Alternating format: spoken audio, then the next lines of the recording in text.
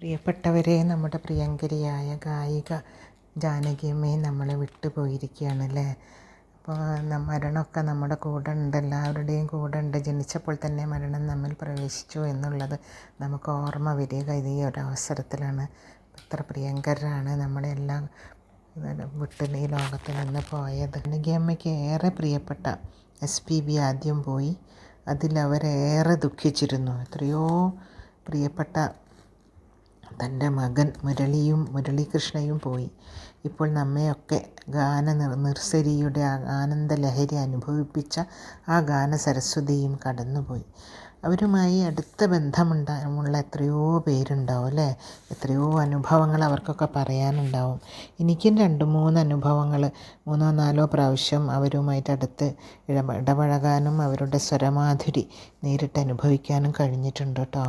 അവരെനിക്ക് പാട്ട് പാടി തന്നിട്ടുണ്ട്. മികച്ച ഗായിക എന്നതുപോലെ ഒരു തികഞ്ഞ മനുഷ്യസ്നേഹിയായിരുന്നു അവർ.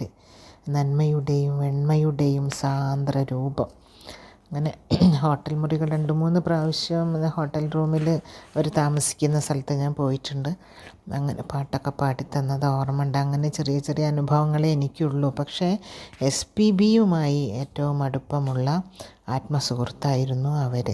അപ്പോൾ SPBയുമായിട്ട് എനിക്ക് സൗഹൃദമുള്ളത് പലർക്കും അറിയാലോ.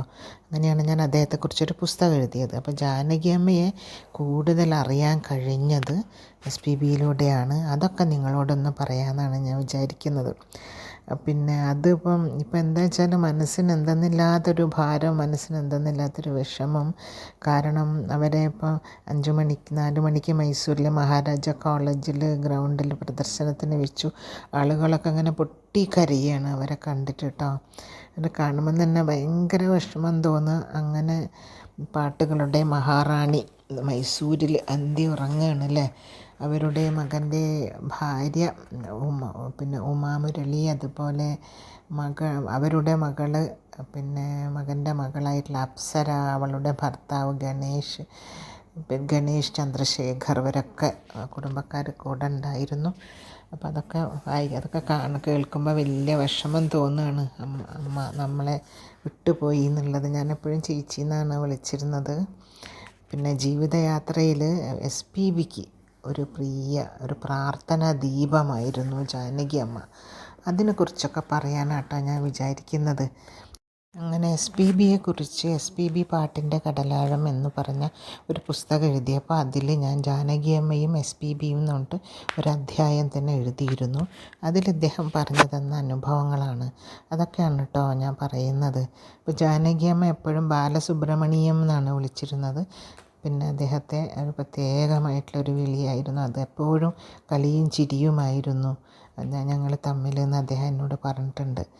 അങ്ങനെ ഞാൻ പാട്ടുകാരനാവാൻ കാരണം ജാനകിയമ്മയാണ് എന്നാണ് അദ്ദേഹം പറഞ്ഞത്. പക്ഷെ ജാനകിയമ്മ പറയുന്നത് പിന്നെ അങ്ങനെയല്ല. അവർ പറയുന്നത് ഇയാൾ പാടാൻ വേണ്ടി ജനിച്ചതാണ്, അവൻ പാടാൻ വേണ്ടി ജനിച്ചവനാണ്, അതുകൊണ്ട് അവന് പാടാതിരിക്കാൻ പറ്റില്ല, അങ്ങനെയാണ്, ഞാൻ കാരണമൊന്നുമല്ല അവൻ പാട്ടുകാരനായതെന്ന് അവർ പറയും. പക്ഷേ SPBയുടെ അച്ഛൻ്റെ നാട് നെല്ലൂരാണ്. പിന്നെ ജാനകിയമ്മയെ പിന്നെ രാമപ്രസാദ് കല്യാണം കഴിച്ചു. പിന്നെ അദ്ദേഹം നല്ലൂരാണ്. അങ്ങനെ നല്ലൂരിൻ്റെ മരുമകളാണ് ജാനകിയമ്മ. ജാനകിയമ്മയെ പാടാൻ വേണ്ടി ഒരു ഓഡിഷന് വേണ്ടി AVM സ്റ്റുഡിയോയിലേക്ക് വിളിപ്പിച്ചപ്പോൾ അന്ന് മുഴുവനായിട്ട് പാടണം. അപ്പോൾ ചോരി എന്ന സിനിമയിലെ പാട്ടാണ് അത്ര ജാനകിയമ്മ അന്ന് പാടിയത് കേട്ടോ. ഇത് കേട്ട് അവരുടെ സ്വരമാധുരി കണ്ട് എല്ലാവരും അമ്പരന്നു, സിത്താറിൻ്റെ തന്ത്രി പോലെ.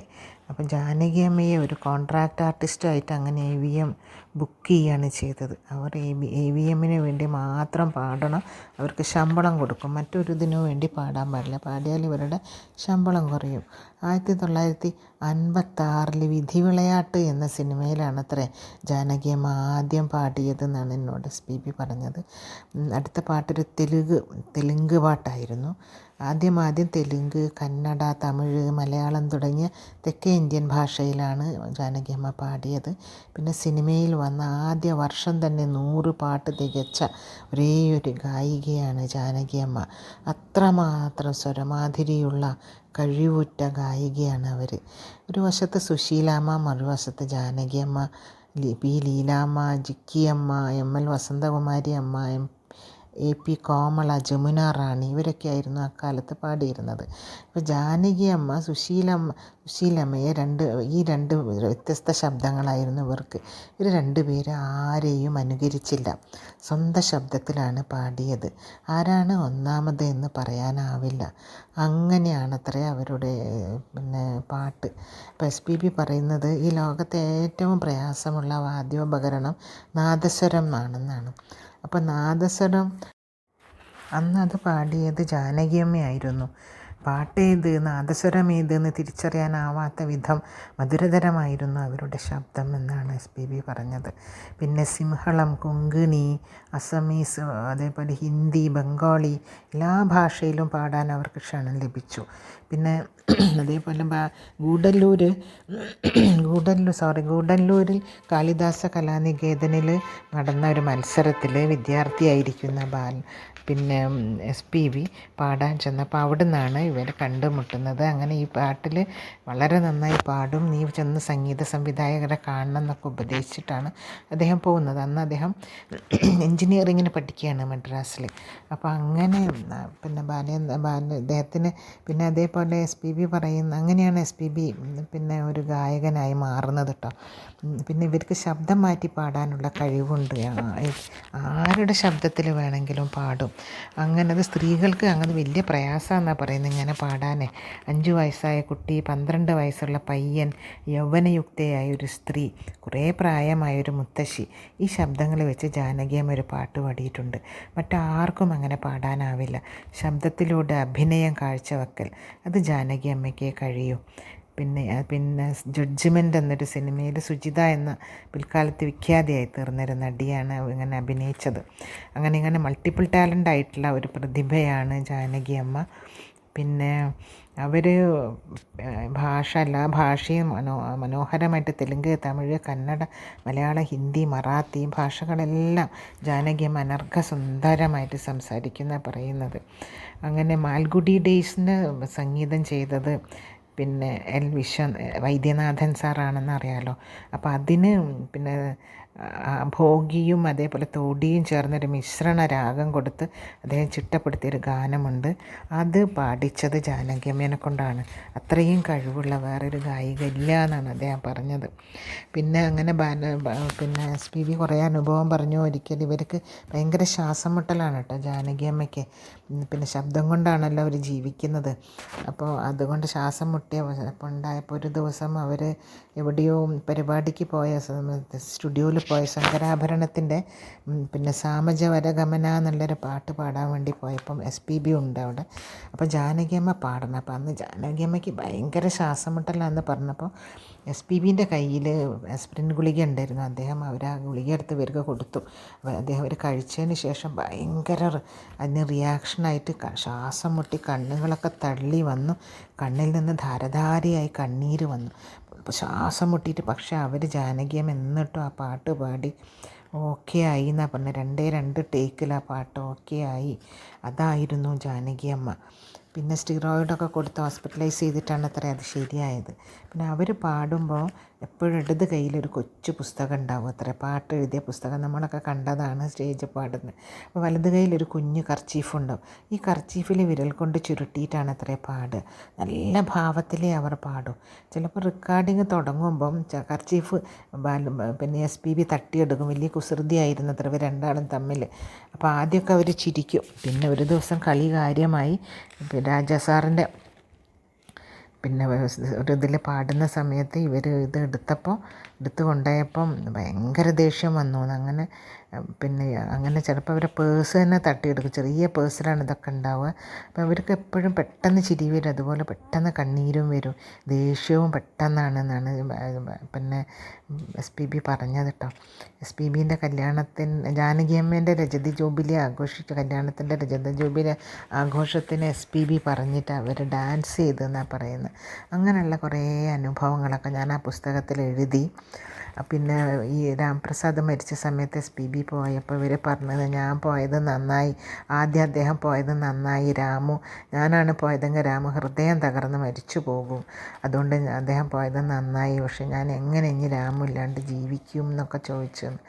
പിന്നെ അദ്ദേഹം PB ശ്രീനിവാസൻ സാർ ഉറുദുവിൽ എഴുതിയ ഗാനങ്ങൾക്കൊക്കെ ജാനകിയമ്മ പാടിയിട്ടുണ്ട്. അതെല്ലാം നല്ല ഭാവത്തിൽ പാടിയിട്ടുണ്ട്. അവരുടെ പിന്നെ അതേപോലെ SPBൻ്റെ 40 വർഷമായപ്പോൾ ഇവർ പിന്നെ പോയി 40 വർഷമായപ്പോൾ ഹൈദരാബാദിൽ ആഘോഷിച്ചിരുന്നു കിന്നര ആർട്സ്. അപ്പോൾ സംഗീത പരിപാടി അപ്പോൾ ഇവരെ വിളിച്ചപ്പോൾ അവർ പറഞ്ഞു, അയ്യോ ഞാൻ കൊച്ചിയിൽ എനിക്കൊരു പരിപാടി ഉണ്ടല്ലോ, അതങ്ങനെ സർപ്രൈസിൽ ചെല്ലാമെന്ന് വിചാരിച്ചിട്ട് ജാനകിയമ്മ ചെല്ലാൻ നോക്കിയപ്പോൾ അവർ എത്തിയത് ഞായറാഴ്ച SPB ആ ഹാളിലേക്ക് ലളിതകലാ തോരണം ഓപ്പൺ ഓഡിറ്റോറിയത്തിൽ പരിപാടി എന്നാണ്.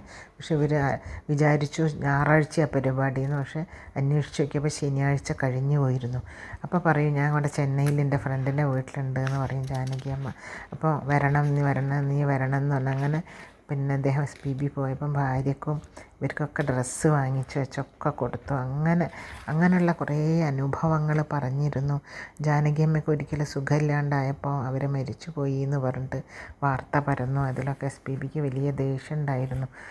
നമുക്കറിയാം ജാനകിയമ്മയ്ക്ക് ഒരുപാട് അവാർഡുകൾ ലഭിച്ചിട്ടുണ്ടല്ലേ. പക്ഷേ അവർക്ക് പത്മഭൂഷൺ അവാർഡ് ലഭിച്ചപ്പോൾ അവരത് നിരസിച്ചു. കാരണം എനിക്ക് ഭാരതരത്ന തന്നാൽ മതി എന്നാണ് അവർ പറഞ്ഞത്. അത് അഹങ്കാരം കൊണ്ടല്ല, കാരണം ഞാൻ ലതാ മങ്കേഷ്കർ എന്ന ഗായികയെ ഗുരുവായി കാണുന്നവളാണ്. അവർ എത്ര ഗംഭീരമായാണ് പാടുന്നത്. അവർക്ക് നിങ്ങൾ ഏതോ ഒരു സ്കെയിൽ വെച്ച് ഭാരതരത്ന അവാർഡ് കൊടുത്തു. ഇവിടെ ഈ സൗത്തിൽ അതുപോലെ നന്നായി പാടുന്ന ഒരുപാട് ഗായികമാരുണ്ട്. ഭാരതരത്ന കൊടുക്കുമ്പോൾ എന്നെ പരിഗണിക്കാത്തത് എന്തുകൊണ്ടാണ്?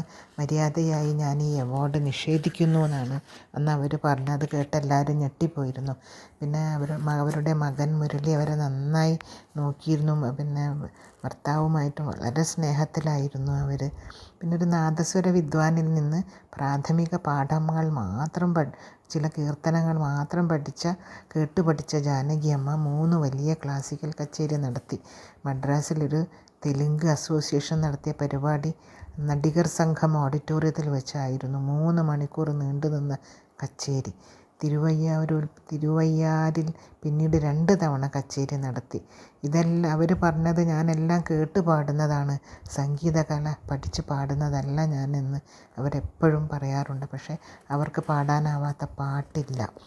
അതുപോലെ ജാനകിയമ്മ എഴുതിയ പാട്ടിന് എത്രയോ തവണ പിന്നെ SPB സംഗീതം കൊടുത്തിട്ടുണ്ട്. SPB ചിട്ടപ്പെടുത്തിയ ഗാനങ്ങൾക്ക് ജാനകിയമ്മ പാടിയിട്ടുണ്ട്. അങ്ങനെയുള്ള കുറേ അനുഭവങ്ങൾ പിന്നെ അദ്ദേഹം പറഞ്ഞിരുന്നു. പിന്നെ ജാനകിയമ്മ മൈസൂരിൽ വെച്ചിട്ടാണല്ലോ ഞാൻ ഇനി പാടില്ല എന്ന് പറഞ്ഞത്. അതേപോലെ അവരുടെ അവസാനത്തെ പാട്ട് പിന്നെ മൈസൂരിൽ നിന്നായിരുന്നു. അതേപോലെ തന്നെ SPBയുടെ അവസാനത്തെ പാട്ടും മൈസൂരിൽ നിന്നായിരുന്നു ഗാനമേളയിൽ പാടിയെന്നവരും അദ്ദേഹം മരിച്ചു കഴിഞ്ഞപ്പോൾ പറഞ്ഞു.